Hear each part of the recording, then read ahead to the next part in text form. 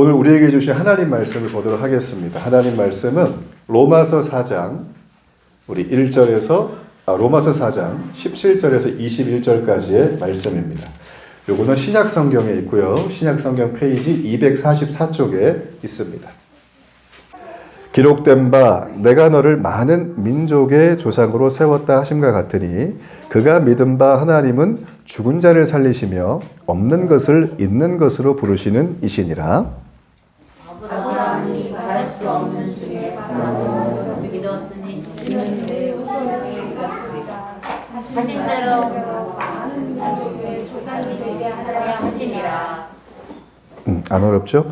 네. 그가 백세라 되어 자기 몸이 죽은 것 같고 사라의 태가 죽은 것 같음을 알고도 믿음이 약하여지지 아니하고 믿음이 없어 하나님의 약속을 의심하지 않고 믿음으로 견고하여져서 하나님께 영광을 돌리며 함께 읽습니다. 약속하신 그것을 또한 능히 이루실 줄을 확신하였으니 아멘. 네. 저는 오늘 이 말씀을 가지고 이 부활절이 뭔가요? 이런 제목으로 여러분과 함께 우리 은혜 말씀을 좀 나누겠습니다. 우리 옆분에게 한번 좀 바라봐 주실래요? 얼굴 한번 그냥 가만히 한번 쳐다봐 주세요. 한 주 어떻게 사셨는지 우리 10초만 한번 그 얼굴을 좀 묵상을 이렇게 쭉 해보세요.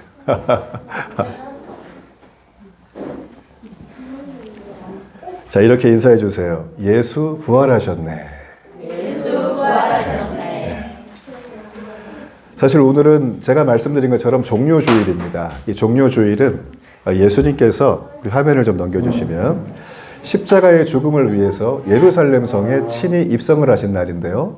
입성을 하실 때 나귀를 타셨어요. 그리고 이 양옆에 군중들이 쫙 서서 호산나 다윗의 자손이여 하면서 막 가지를 흔들었는데 그게 바로 종려나무 가지예요. 그래서 종료주일이라고 하는 이름이 유래가 됐습니다. 이 예루살렘에 들어오신 예수님께서 이제 입성하신 다음 날 월요일부터 부활하기 직전까지의 날인 주일까지 예수님께서 로마 병사들에게 무고한 고난을 당하세요. 그 고난을 당하고 힘들고 어려운 시간을 갖는 게 바로 이 고난주간이라고 합니다. 그리고 순환주간이라고 말을 해요. 그리고 이 고난을 다 받으시고 죽으신 다음에 사람으로서는 누구도 경험할 수 없었던 이 사망의 권세를 깨뜨리고 죽음을 이기신 사건, 살아나신 사건, 그것이 바로 부활의 날, 부활절 이렇게 얘기를 하고 있습니다. 다음 주가 부활절이에요. 다음 주가 부활절. 그래서 저는 오늘 여러분과 함께 오늘과 다음 주에 걸쳐서 이 기독교의 핵심이라고 하는 부활에 대해서 좀 자세하게 살펴보면서 저와 여러분이 영적으로 성령께서 우리 깊은 깨달음과 은혜 주시기를 주의 이름으로 축복합니다. 네. 제가 이렇게 교회에서 이제 목회 신앙생활을 하면서 제가 느끼는 바 중에 하나는 최근에 들어서 점점 더 느끼는데 요즘에 많은 성도분들이 부활신앙에 대해서 말을 하면 그렇게 좀 이렇게 막 마음에 막 뜨거움이 일어나거나 이 부활신앙이 내 마음 속에 내 삶 속에 막 흘러 넘쳐요 하는 분들을 많이 못 보는 것 같아요. 성도들의 삶 속에 이 부활신앙을 점점 잃어버리고 있는 것 같다. 여러분 우리가 교양이 있잖아요. 그죠? 도덕을 배우고 학교를 다녔잖아요. 그래서 교양이 있기 때문에 사실 우리가 말은 안 한다 뿐이지 부활 그러면 고개를 갸우뚱하는 분들이 의외로 교회 안에 굉장히 많습니다. 사람이 죽었는데 다시 살아났다. 근데 그 사람이 이 땅도 아니고 하나님 나라, 즉 천국에 가서 신이신 하나님과 함께 거기에서 영원토록 행복하게 잘 산다. 여러분 이 말을 하면 마치 동화에 들려드는 동화의 멘트 같은 그런 느낌을 받는 거예요. 여러분 오늘날 시대가 어떤 시대입니까? 우리가 살고 있는 시대는 굉장히 이성이 기준이 되고 합리적인 시대고 또 과학에 기반을 둔 기술 만능의 시대라고 우리는 알고 있어요. 그죠? 많은 미래학자들의 예측하는 것처럼 여기 이제 지금의 시대는 이젠 기술이라고 하는 하나의 분야가 신의 영역을 넘보는 걸 넘어서서 신의 영역을 기술이 대처하게 될 것이다. 기술 만능 시대에 대한 얘기들을 수많은 학자들이 하고 있어요. 우리는 지금 그 많은 기술들을 쓰고 있습니다. 그렇죠. 그죠? 우리가 아까 전에 예배 시간 전에 제가 담소를 잠깐 나눴는데 우리 자매님께서 요즘에 우리가 이거 있죠? 이게 뭘까요? 고돌이 아니에요. 스마트폰이에요. 스마트폰. 이렇게 보나요? 예. 스마트폰이 손에 들어있어가지고 우리가 쉴 틈이 없다는 거예요. 심지어는 내가 누군지, 내가 지금 뭐하고 사는지도 모른 채, 그러니까 여기서 띵동하면, 이리 가야 돼. 띵동하면 이리 가야 돼 하면서 이 기술 문명의 총화라고 할 수 있는 문명의 총화인 이 스마트폰에 나의 모든 삶을 의탁하고 사는.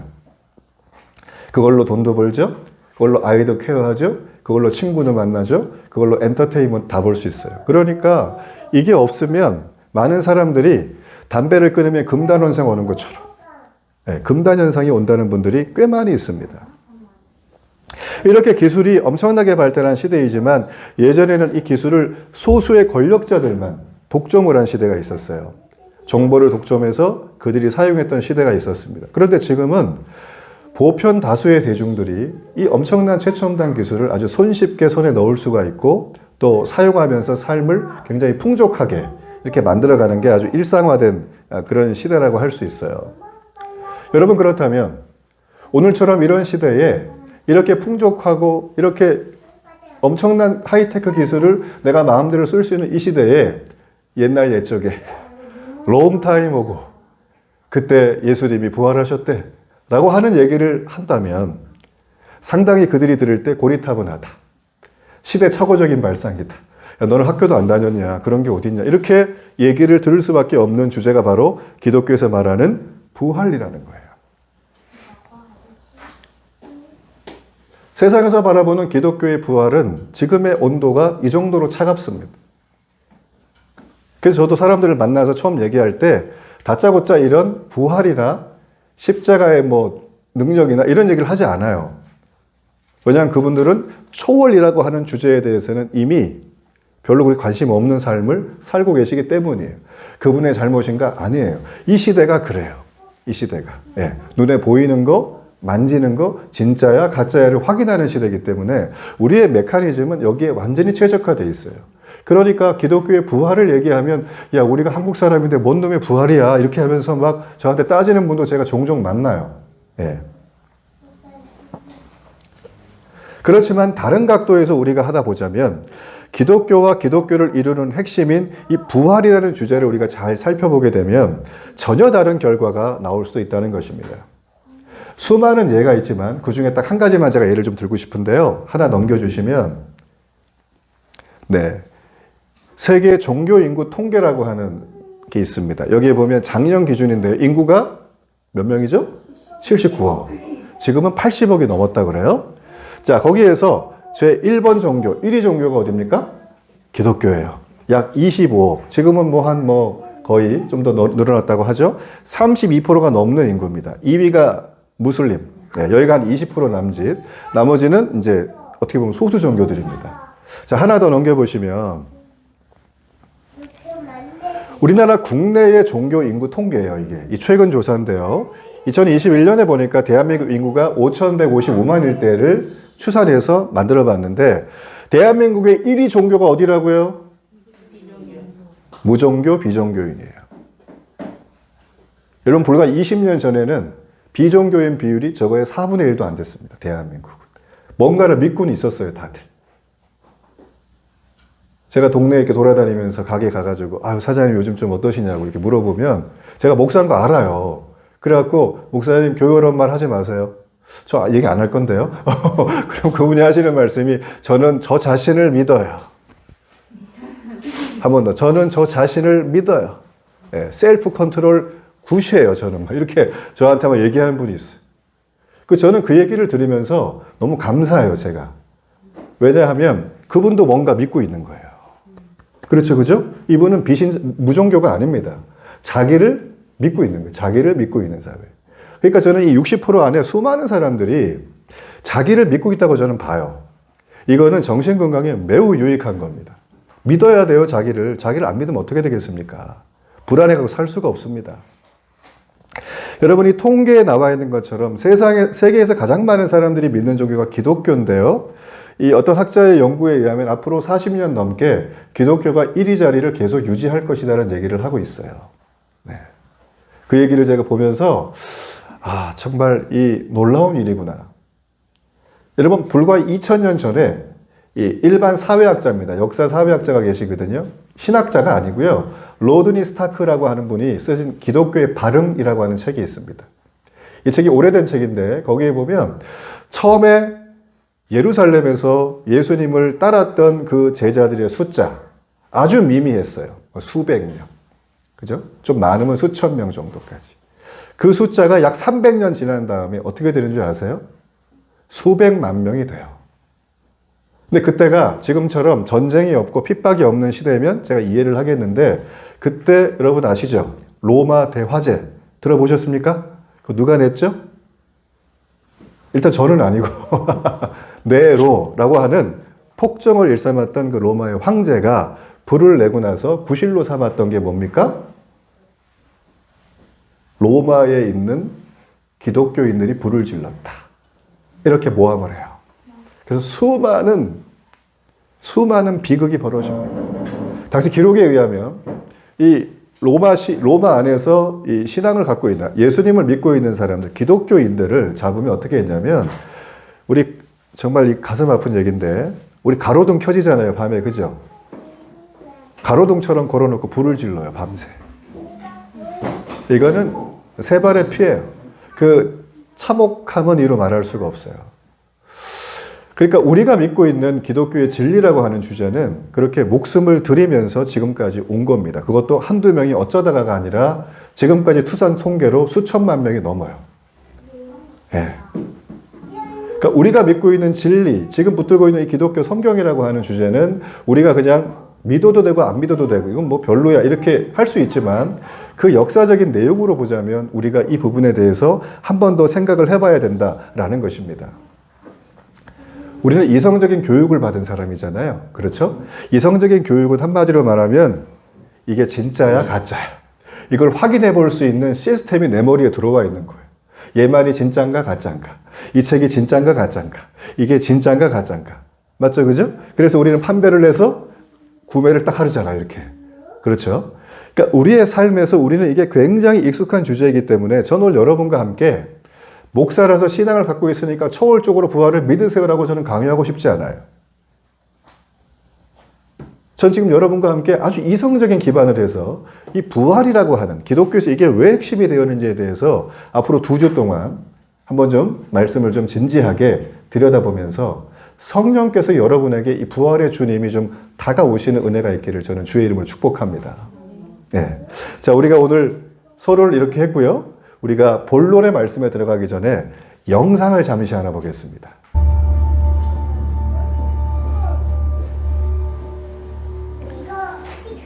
네. 예수 부활하셨다. 여러분, 예수 부활하셨다라고 하는 이 사건에 대해서 영상을 짧게 할 건데요.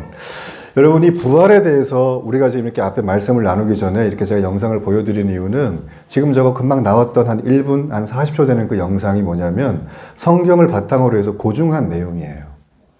실제로 어느 지역에 어느 지형 속에 있었고 어떻게 발견했고 갔더니 예수님이 빈 무덤에 아무도 안 계시고 뭐 이런 것들을 좀 보여준 거거든요.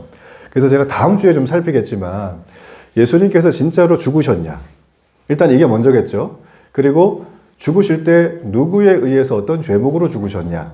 성경이 말하는 게 같으냐? 그거 하나 하고요. 그리고 이분이 살아나셨는데 살아나신 다음에 이분의 행적은 무엇인가? 이게 성경의 얘기와 당시의 일반 역사학자들과 일반 그 나라의 기록들과 비춰볼 때 어떤가에 대해서 제가 다음 주에 좀 심도 있게 나눌 거예요. 네. 그래서 오늘 영상을 제가 잠깐 보여드렸습니다. 나는 확실히 부활을 믿습니다. 이렇게 부활 신앙을 아주 견고하게 고백하는 신앙을 갖고 계신 성도분들이 계신데요. 이분들하고 대화를 나눠보면 내가 부활의 신앙을 가졌습니다라고 하는 과정을 보통 2가지 정도로 정리해서 말을 할 수가 있어요. 하나가 무엇이냐면 경험적인 과정이에요. 또 하나가 무엇이냐면 논리적, 생각을 하면서 얻어진 과정이 있습니다. 먼저 경험적 과정이란 무엇을 말하는 것일까요? 우리가 신앙생활을 하다 보면 어떤 체험을 하게 되죠. 그죠? 예. 혹시 여기 계신 분들 중에 내가 하나님을 만나서 교회를 다니면서 어떤 좀 체험을 했다. 이런 것들이 좀 계신 분들은 고개를 좀 끄덕끄덕 한번 해주세요. 네, 많군요. 네. 네. 이걸로 저의 설교는 끝입니다. 오늘 할 말을 다 해주셨어. 우리 박수를 한번 보내주세요. 격려의 박수를 축복합니다. 네. 우리 집사님은 아주 영적인 체험이 되게 뜨거우세요. 우리 손 집사님 같은 경우는.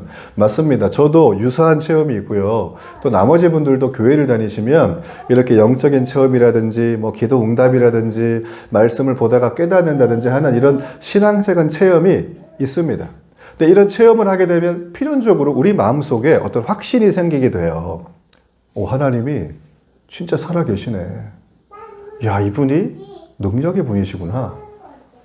이렇게 하나님에 대해서 인식이 바뀌어지는 과정이 있습니다. 이렇게 이런 사실을 믿고 나게 되면 우리의 마음속에 나도 모르게 자연스럽게 부활이라고 하는 동화 같은 얘기가 점점 내가 받아들여지기 시작을 해요. 사람마다 다르지만 그 기간이라는 건 시점은 그렇지만 받아들여지게 됩니다. 이런 과정들이 바로 이 경험적 과정을 통해서 부활의 신앙을 확신하게 되는 하나의 통로라고 우리가 말을 할 수가 있다면 또 하나의 통로가 있어요. 저를 한번 따라해 주실래요? 생각하는 통로. 네. 우리 생각 다 하죠, 그죠? 우리는 생각하는 존재. 그렇죠? 생각을 하기 때문에 우리는 논리적 사고라는 걸 합니다. 아, 내일 일어나면 이렇게 해서, 아, 이렇게 해야 되겠다. 그렇죠, 그죠? 저도 설교를 논리적으로 짜갖고 오잖아요. 왜냐하면 생각을 하는 분들과 대화를 해야 되기 때문에 제가 이렇게. 우리는 이렇게 생각을 통해서 나도 모르게 이런 생각을 해봐요. 사람이 죽으면 이 땅에서 삶이 끝이면 더 이상 아무것도 없는 것인가? 저는 이 생각을 초등학교 때부터 했어요. 예. 제가 왜 그런지 모르겠어요.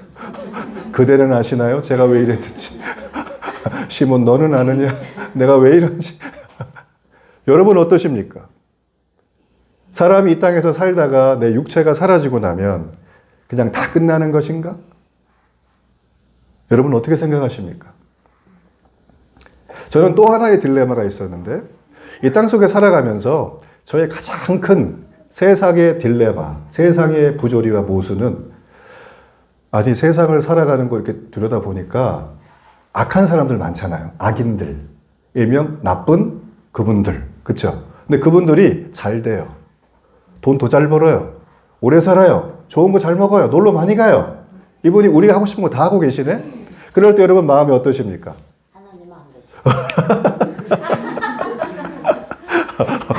제가 예상했던 답과 완전히 멀리 아주 뛰어난 답을 해주셨어요. 저는 뭐 열받아요, 뭐 걔네 경찰에 신고해요 이럴 줄 알았는데 제 써놨군 여기다가 열받아요 이렇게. 맞아요. 하나님이 안 계신 것 같아요. 이런 얘기들을 굉장히 많이 하세요. 사실 대부분 보면. 여러분 그런데요. 악인이 있으면 의인도 있잖아요. 그죠? 착하신 분, 선하신 분, 법 없이도 살아 이분은. 근데 이분들이 날마다 이 악인들한테 괴롭힘을 당하고 고통을 당하고 그냥 인생의 고난이 끊이질 않아. 여러분 그거 볼 때 어떤 마음이 드세요?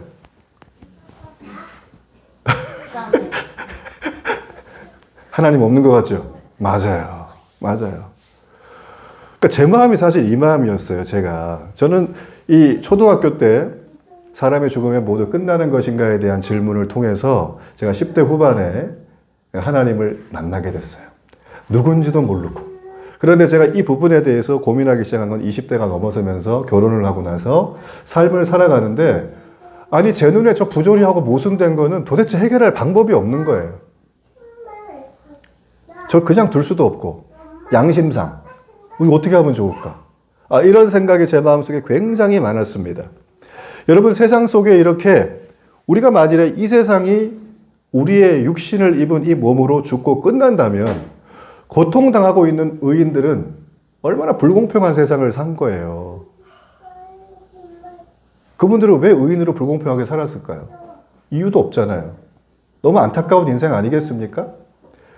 이 불공평을 수정하기 위해서라도 저는 미래에 사는 세상이 필요하다. 이걸 성경으로 내세라고 합니다. 내세가 반드시 필요하게 돼 있어요. 악인이 잘 되고 있는 이 모순된 세상을 바로 고치기 위해서라도 우리는 미래의 세상 내세가 필요하다. 다른 말로 우리가 내세에 가기 위해선 내가 죽었다가 살아나는 부활이 필요하다라는 것이죠. 이 부활의 당위성에 나는 도달하게 되었습니다. 저 같은 경우는. 근데 제가 이런 거를 이제 생각만 하고 있다가 우연히 어떤 글을 보다가 깜짝 놀랐어요.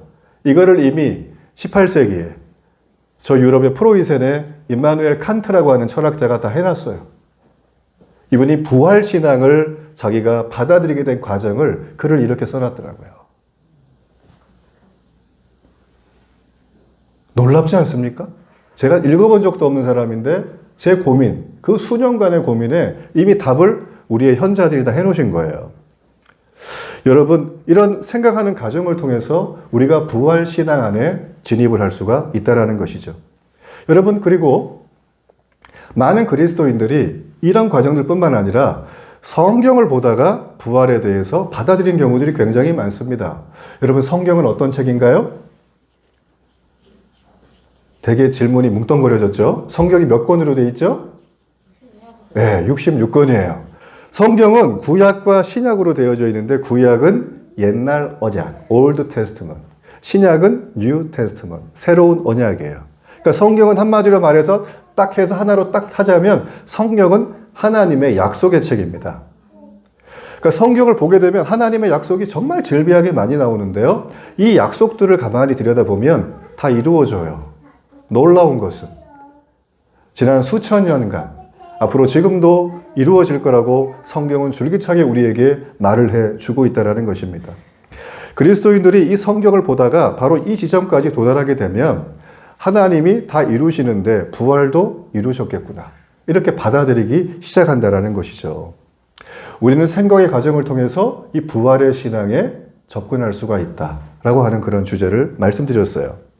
자, 그렇다면 오늘 우리는 본문으로 돌아와서 이 아브라함은 과연 부활신앙에 어떻게 이르게 되었는가를 한번 우리가 살펴볼 필요가 있습니다.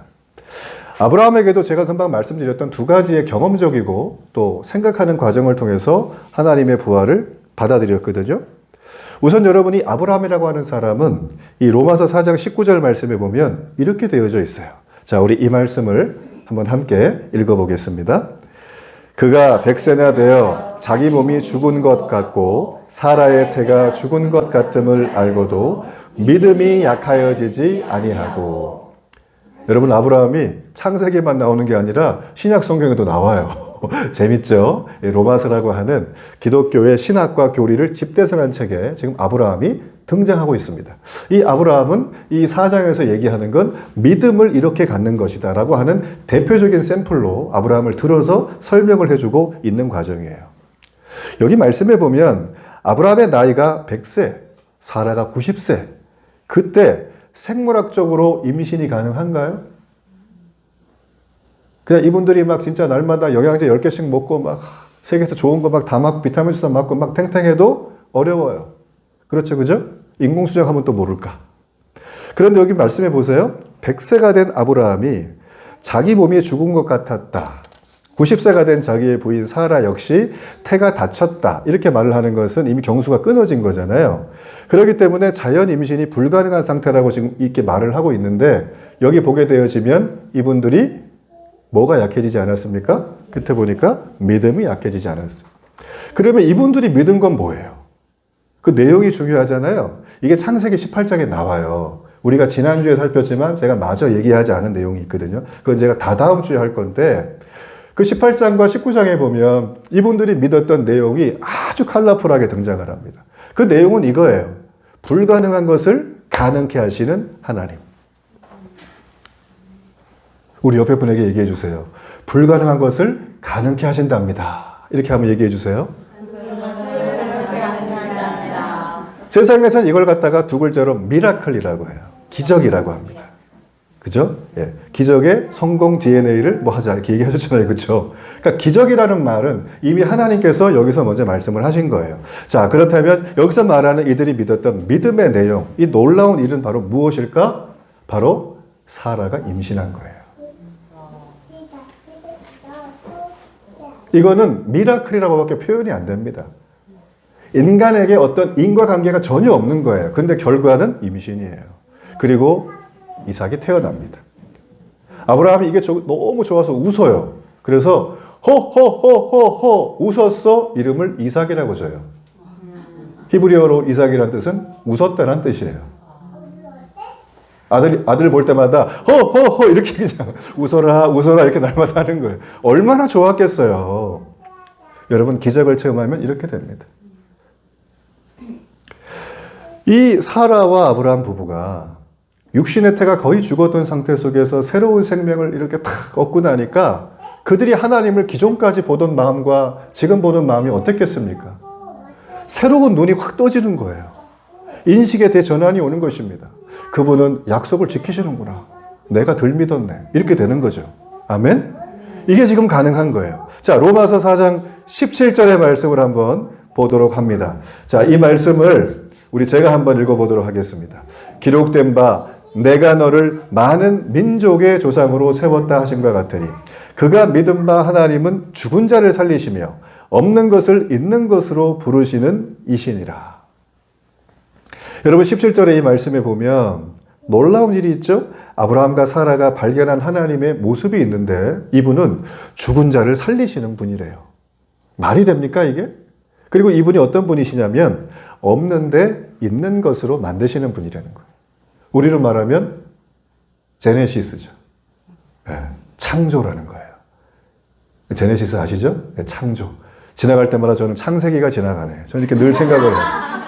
그러면서 저는 나중에 레볼루션, 요한계시록도 만들어야겠다. 지나가게끔 이렇게. 볼 때마다 은혜가 되잖아요, 우리가.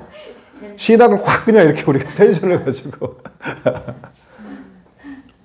지금 여기 보면 이 아브라함이라고 하는 사라라고 하는 사람이 죽은 자를 살리고 없는 걸 있는 것 같이 부르시는 하나님을 보면서 그들은 생각했어요. 하나님에게 있어서 부활은 가능하다가 아니라 되는구나를 확신한 거예요. 그들이 믿었던 내용이 바로 그거예요. 임신이라고 하는 이 경험적인 과정을 통해서 부활 신앙의 확신, 그리고 그 확신을 가진 자신들의 이 닫혀있는 이성의 세계를 여는 순간 하나님은 초월적으로 그들에게 임하신 거죠. 저는 오늘 예배가 여러분에게 그런 은혜가 있기를 주의 이름으로 축복합니다. 우리는 영이신 하나님을 예배하러 오는 거예요. 인간의 좋은 말을 들으러 오는 게 아닙니다. 유튜브 틀면 다 나오잖아요. 저보다 훌륭하신 분들 얼마나 많아요. 근데 굳이 여기 오는 이유는 딱 하나입니다. 우리의 삶에 부활의 소망을 갖기 위해서. 이런 은혜가 있기를 주의 이름으로 축복합니다. 여러분, 그래서 이 아브라함이라는 사람은 이렇게 논리적인 과정을 통해서 부활을 확신하게 됩니다. 그러던 어느 날 사건이 벌어져요. 이 이삭이 몇 세에 얻었다고요? 아들을? 100세. 부인은 90살 때 얻었으니까 귀합니까? 안 귀합니까? 이거는 그냥 눈에 넣어도 안 아프고 그냥 품에 품고 다니고 이렇게만 해야 될 아들인 거예요. 근데 하나님이 어느 날 쫙 나타나더니 하시는 말씀이 내 이삭 아들을 제물로 바쳐라. 여기서 제물은 잡아서 각을 떠서 죽여서 드리는 거예요. 하나님이 아브라함한테 그렇게 어렵게 얻은 아들을 잡아 죽이라는 거예요. 상식적으로 이해가 됩니까? 믿음의 사람이었던 아브라함은 이 말을 듣고 아주 심각한 사고의 혼란을 경험하게 됩니다. 이 아들이 어떤 아들이냐면 하나님의 약속을 통해서 받은 아들인데 하나님이 이 아들을 통해서만 하늘의 별처럼 바다의 모래처럼 수많은 후손들을 내가 세계에 번창하게 하겠다고 말을 했는데 아니 이 아들을 죽이면 어떻게 되겠습니까? 하나님 이 생각이 들었을까요? 안 들었을까요? 하나님 우리에게 하나님 저한테 있는 이거 가져가시면 저는 죽어요 하는 거 있죠? 많아요? 뭐가 있을까요? 그거 여러분 하나님이 요구하시면 어떡하실 거예요? 네? 네? 못하죠. 갑자기 한숨이 팍 나오면서 은혜가 확 최근에 그 신문지상에 많이 오르내리고 있는 그 이단들의 문제, 이단 사이비들 많이 나오잖아요. 그죠? 한 드라마로 출처가 돼서 나오고 있는데 그 이단 사이비들이 보면 저처럼 똑같이 이렇게 가요. 그리고 가장 중요한 걸 요구해요. 자본주의 사회에서 가장 중요한 게 뭡니까? 행복을 위해서. 명예입니까? 권력입니까? 장수입니까? 뭐예요? 이걸 헤쳐 모여서 내 수중에 넣을 수 있고 흔들 수 있는 재산 아니에요. 재산. 내 소유물이죠? 이걸 요구해서 가지고 오게 하는 게 이단의 특징이에요. 제가 이 말씀을 일부러 드리는 이유는 교회는 절대 요구하지 않습니다. 하나님은 거렁뱅이가 아니에요. 하나님은 창조주 하나님. 하나님은 우리를 지으신 분이고 그분은 우리에게 모든 걸 주셔도 넉넉하게 주시는 분이에요. 믿으십니까? 저는 그걸 믿어요. 저는 그걸 믿어요. 그러니까 제가 멀쩡하게 정신 승리하며 살고 있는 거예요, 이렇게. 그거 안 믿으면 제가 지금 여기서 이러고 있는 게 웃기는 일이죠. 동화 같은 나라. 여러분, 제가 말씀으로 돌아와서요. 지금 심각한 이런 사고적인 혼란을 겪고 있는 이 아브라함, 그는 생각을 해볼 때 이렇게 귀한 아들이 죽으면 아들 잃는 것도 마음이 아파요. 그런데 하나님이 약속하신 건 어떻게 되겠느냐는 거예요. 그게 마음이 더 아픈 거예요, 지금 이 믿음의 사람 아브라함이. 야, 큰일 났다, 이거. 이삭 죽으면 내가 하라니까 순종할 건데, 이거 어떻게 하면 좋지? 지금 아브라함은 이 생각을 하고 있기 때문에 마음에 극심한 혼란이 오는 것입니다. 여러분 보십시오. 이렇게 아브라함은 혼란과 갈등이 많지만 마침표를 찍습니다. 어떤 마침표냐면 순종하기로 결정을 해요.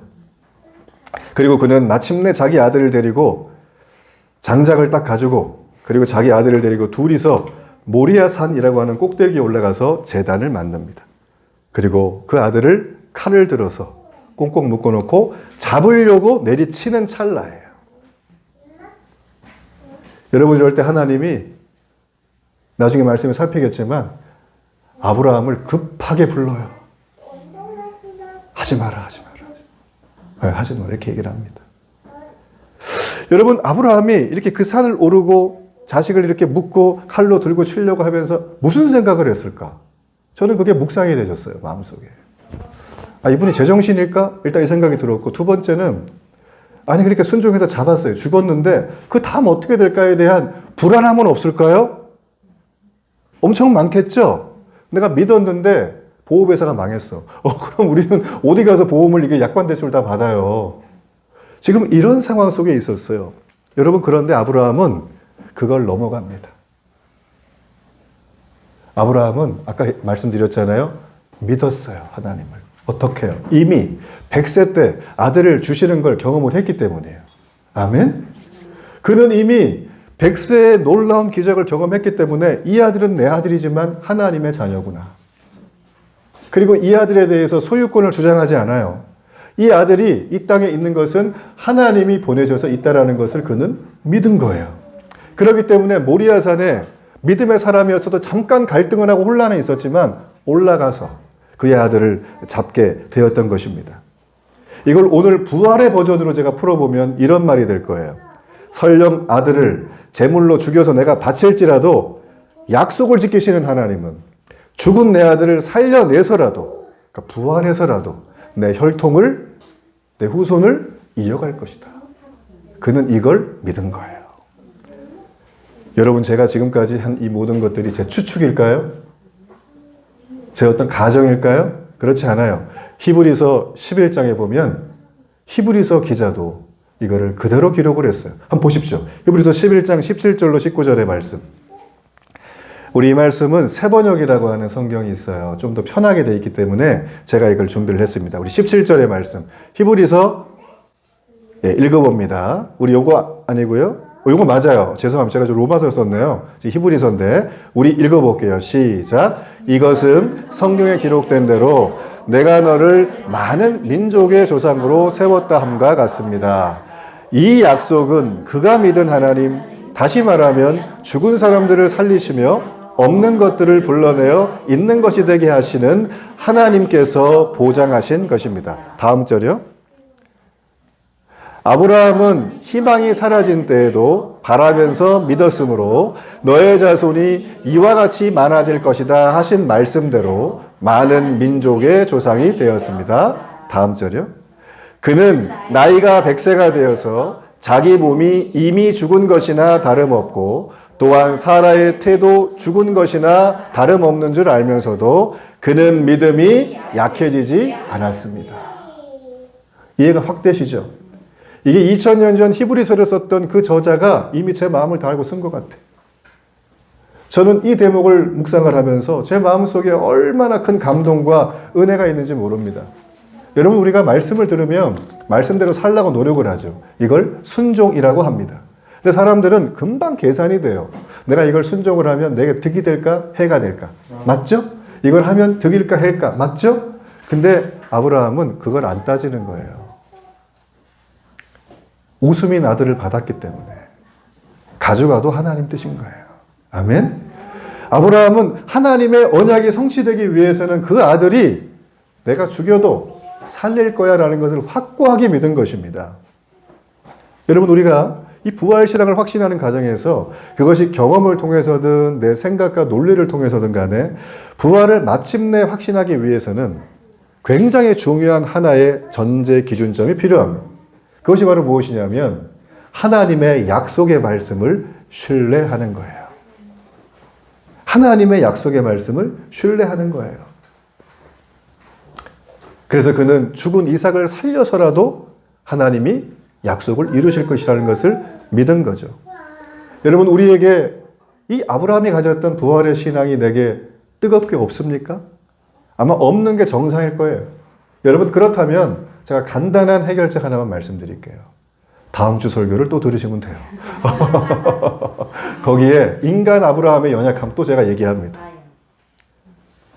여러분, 그리고 하나는 우리가 하나님의 말씀을 신뢰했다고 제가 말을 했잖아요. 그러니까 하나님의 말씀을 그냥 읽는 거예요. 일단은 읽어봐요. 몰라도 그 읽다가 궁금하잖아요. 그러면 조금 공부를 해봐요. 뭐 저랑 하든지 뭐랑 하든지 하세요. 그러고 나면 야, 이 말씀을 한번 살아보고 싶다 이런 마음이 들어요. 그렇게 하면 돼요. 그렇게 하면 내 마음속에 하나님께서 메마르고 황량한 사막 같은 내 인생에 생수의 강을 흐르게 하실 뿐만 아니라 불가능을 가능케 하시는 하나님의 은혜의 기적을 여러분이 경험하게 되실 거예요. 저는 부활이 먼 산 보는 동화나라 얘기가 아니라 여러분에게 그 마음속에 살아있는 하나님의 소망으로 임하기를 주의 이름으로 축복합니다.